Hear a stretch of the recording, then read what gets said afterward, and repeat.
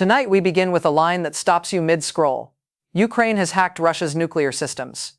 Not their TV channels, not a ministry website. The nuclear systems. The command architecture behind the most closely guarded weapons on the planet. It's a claim that hits like a siren. If it's accurate, it would be one of the most consequential moments in the history of modern warfare. If it's not, it's still revealing because it shows how powerful stories spread in the middle of a very real, very dangerous conflict. Think about that. For decades, nuclear powers have lived by one silent assumption, that whatever else might be vulnerable to cyber attacks, banks, grids, pipelines. The core nuclear command and control network was different, segmented, shielded, above the noise of hackers and malware. And now you're being told that a country under invasion, with a fraction of Russia's resources, has punched straight through that shield. Let's walk into the story the way it's being told online, and then step back and look at what that story is really doing. In its most dramatic version, it starts in a room deep inside the Kremlin. No windows, heavy doors, white walls, red folders, that familiar long table. Vladimir Putin at the head, worn but controlled. Around him, his foreign intelligence director, his domestic security chief, his top general. Men whose job descriptions in one way or another boil down to a single task. Make sure nothing truly surprises me. The briefing begins with what you'd expect. Maps of the front, updates on Ukrainian advances and Russian counterattacks, progress reports on weapons production. Numbers, charts, carefully chosen language. Then in this telling, the tone shifts. One official mentions an incident in critical networks. Another says anomalous activity has been detected.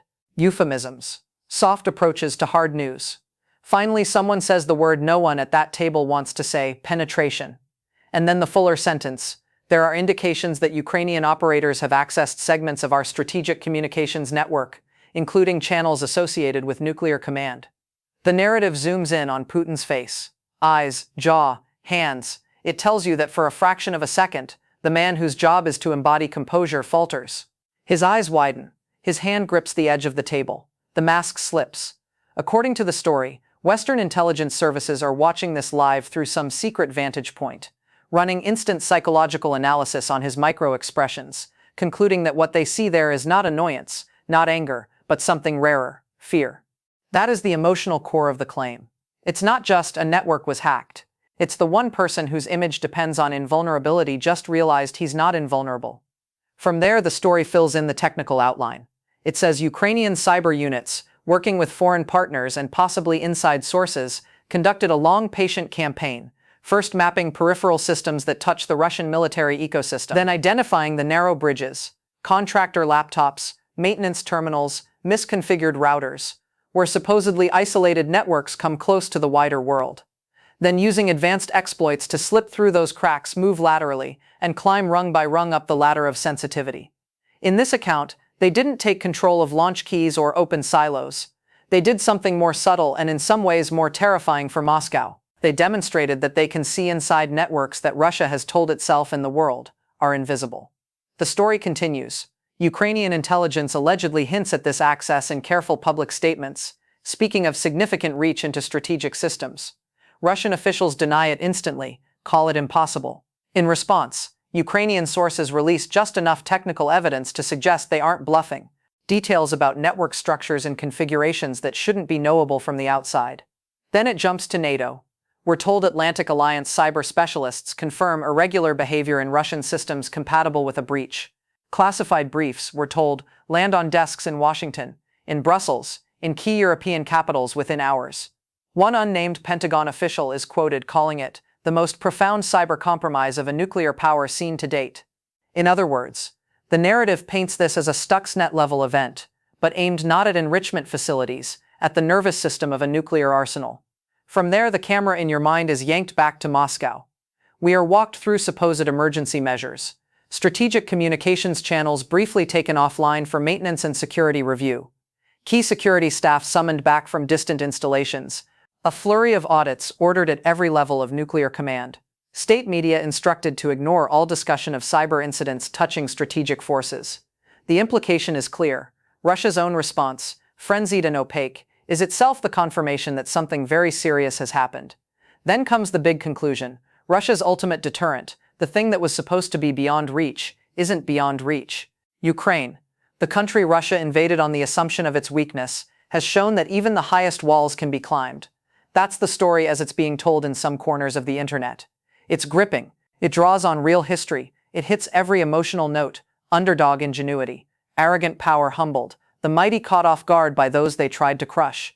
You can see immediately why it travels so fast. But now we have to do something less glamorous and more important. Ask what would actually have to be true, in the real world, for this picture to match reality.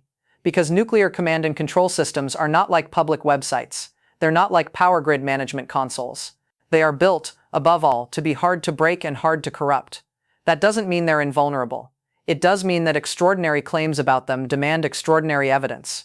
Look at what you don't see around this story. You don't see a flood of serious, independent reporting from multiple major outlets, all chasing the same basic question.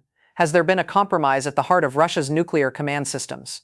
When events of that scale even appear possible, organizations like Reuters, the Associated Press, the BBC, major European papers, top Ukrainian and Russian investigative outlets lean in hard.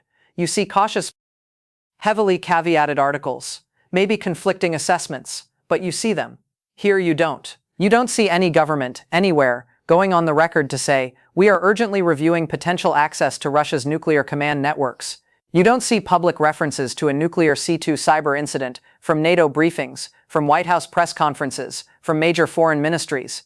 If a nuclear-armed state truly suspected that its adversary had penetrated its command and control backbone, that would not remain a matter of a handful of videos and unsourced posts. It would force public signaling, even if the details stayed behind closed doors. Instead, what you see is a different pattern. Very detailed, very confident-sounding narratives that rely heavily on anonymous Western intelligence officials, without names, without documents, without on-the-record confirmation. Monologues that describe the inside of rooms they have never entered as if they were watching a movie. Then there's the technical side. Yes, it is plausible that cyber operations could brush up against systems that are nuclear adjacent, communications infrastructure, early warning sensors, industrial platforms that support weapons production. Yes, we know from Stuxnet and from other operations that air-gapped systems can sometimes be breached through human error, infected hardware, compromised contractors. But it is a quantum leap from that reality to Ukraine has hacked Russia's nuclear systems in the all-encompassing way the story suggests. Command networks mapped, backup channels reached, leadership caught unawares. To pull off what's being described, Ukraine and its partners would have had to discover and exploit multiple previously unknown vulnerabilities in some of Russia's most heavily guarded systems, maintain that access long enough to map out networks without being detected, and then, in the middle of an ongoing hot war, choose to effectively announce that access to the world burning perhaps the most valuable intelligence foothold imaginable. Strategically, that last step is hard to square. Real cyber operations that touch extremely sensitive targets are usually treated like crown jewels. They are protected by layers of secrecy precisely because their value depends on their opponent not knowing they exist. Revealing that you are inside someone's nuclear command apparatus is not just a flex, it is a decision to force that opponent to lock everything down, tear out hardware, rewrite software, overhaul procedures, and to do it in the glare of global attention. Is it completely impossible that someone would make that call? No, but it is the kind of choice that tends to leave a lot more diplomatic and strategic noise in its wake than we're seeing now.